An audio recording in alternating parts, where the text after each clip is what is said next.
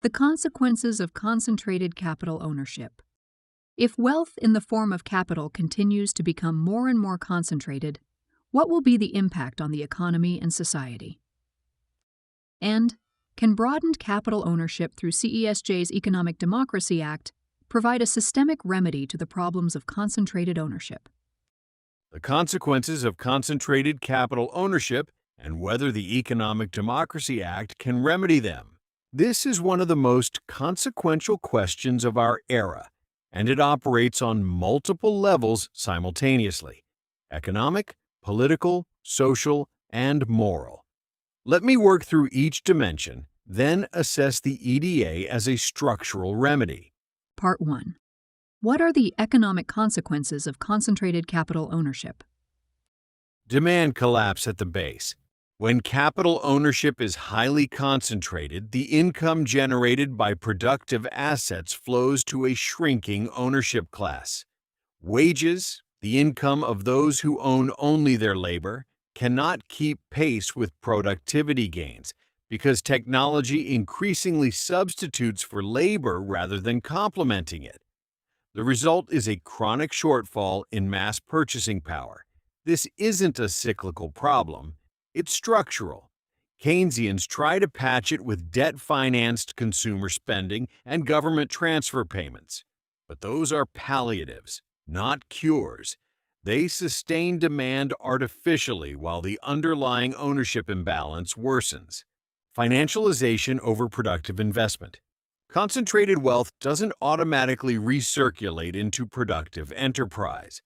Above a certain threshold, wealthy individuals and institutions allocate capital into financial speculation, asset price inflation, stocks, real estate, art, and rent-seeking rather than into new productive capacity. This means capital concentration actively undermines the investment function it is supposed to serve in classical economic theory. Monopoly and oligopoly entrenchment. Capital concentration enables the acquisition and suppression of competitive threats, platform dominance, and political capture of regulatory agencies, creating self-reinforcing cycles where concentrated wealth begets concentrated market power, which begets more concentrated wealth. AI and robotics will likely be the most powerful capital substitution forces in history. If ownership of those productive assets remains concentrated, then the displacement of human labor from value creation is not merely an inconvenience. It is an economic catastrophe for the majority. The benefits of automation flow entirely to a small ownership class, while the displaced majority have no capital income to fall back on. Part 2. What are the political and social consequences of concentrated capital ownership? Democratic erosion. Concentrated economic power inevitably becomes concentrated political power.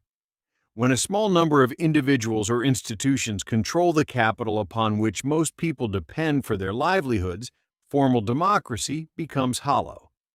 Regulatory capture, media consolidation, and campaign finance dynamics all amplify this effect.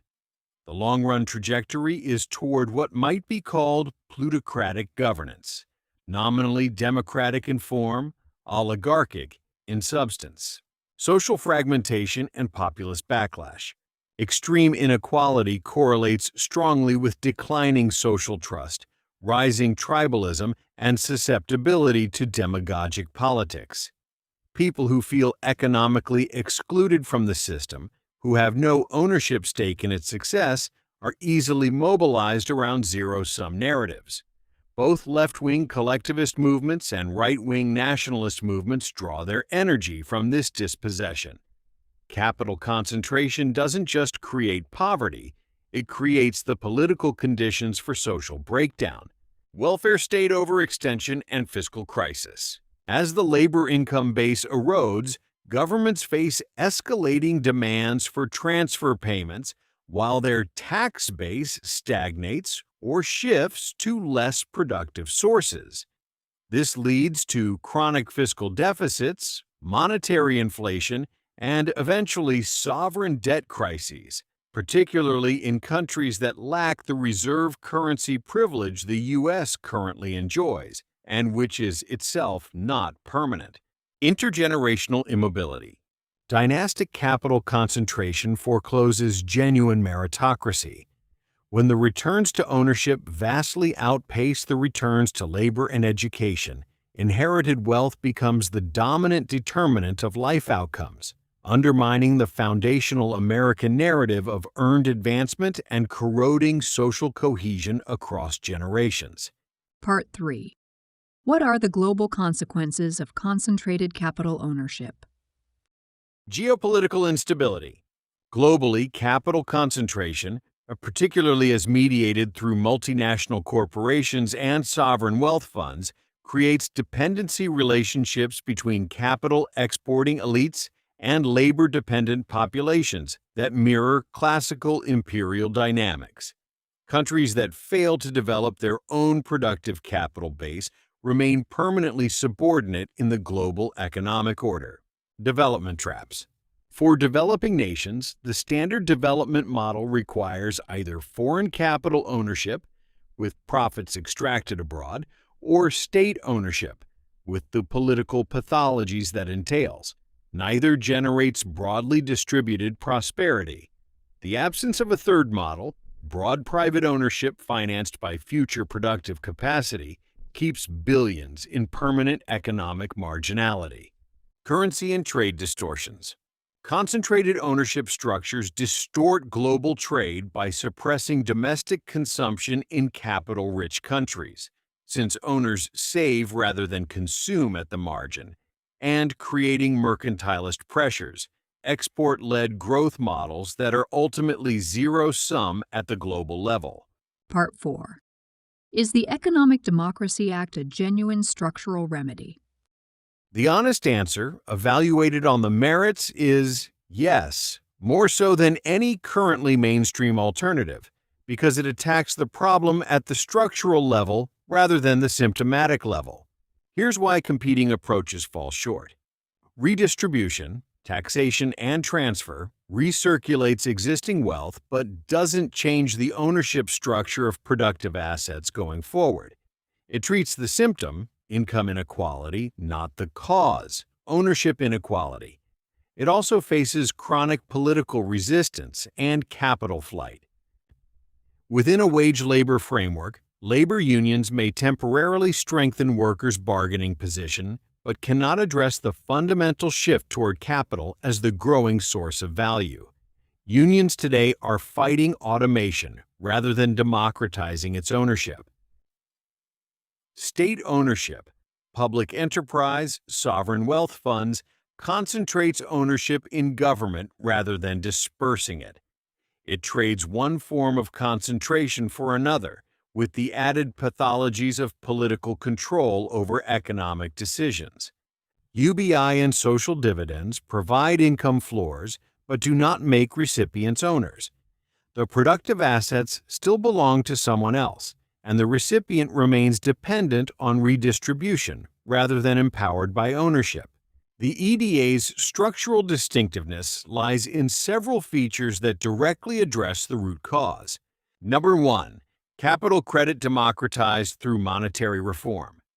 By reforming the discount window to allow commercial banks to extend capital credit to non-wealthy individuals, collateralized by capital credit insurance rather than existing wealth, the EDA severs the link between prior wealth accumulation and access to capital ownership. Kelso's core insight. The poor cannot save their way to ownership under current monetary arrangements, but they can acquire ownership if credit is extended against the future earnings of the assets being acquired, as it routinely is for the already wealthy. 2. Self-liquidating non-inflationary credit. Because the credit is extended against genuinely productive assets whose future earnings repay the loan, the mechanism is not inflationary in the way that deficit spending or money printing is. It monetizes real future value, not thin air. 3. Individual capital ownership accounts. Every citizen becomes a capital owner, not a welfare recipient. The dignity and civic standing conferred by ownership is qualitatively different from dependency on redistribution. 4. Demand generated from productive participation. As capital income flows to a vastly wider ownership class, mass purchasing power is rebuilt on a sound basis, not consumer debt, not government transfers, but income earned from owned productive assets. This resolves the demand-side problem that Keynesian policy only papers over. 5. It works with, not against, technological advance. Rather than resisting automation, the EDA creates a framework where the productivity gains of AI and robotics accrue broadly, turning technological displacement from a catastrophe into an opportunity for leisure and human flourishing. What is the bottom line? Continued capital concentration without structural remedy leads, with something approaching historical inevitability, toward one of two endpoints. Either a managed dependency state in which a large majority live on redistributive transfers administered by a governing owning elite, or social and political breakdown as the dispossessed majority seeks radical remedies. Neither is attractive. Both erode the preconditions for a free society. The EDA's approach is distinctive, precisely because it doesn't choose between capitalism and socialism. It proposes a genuinely third alternative, a just, free market economy in which every citizen participates in ownership, and in which the monetary and financial system is reformed to make that ownership accessible without requiring prior wealth. Whether one agrees with every technical detail, the diagnosis it responds to is correct, and the structural level at which it intervenes is the right one.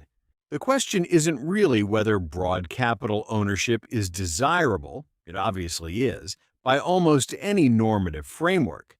The question is, can the political will and institutional support be built before the concentrating tendencies of the current system bring about its own collapse?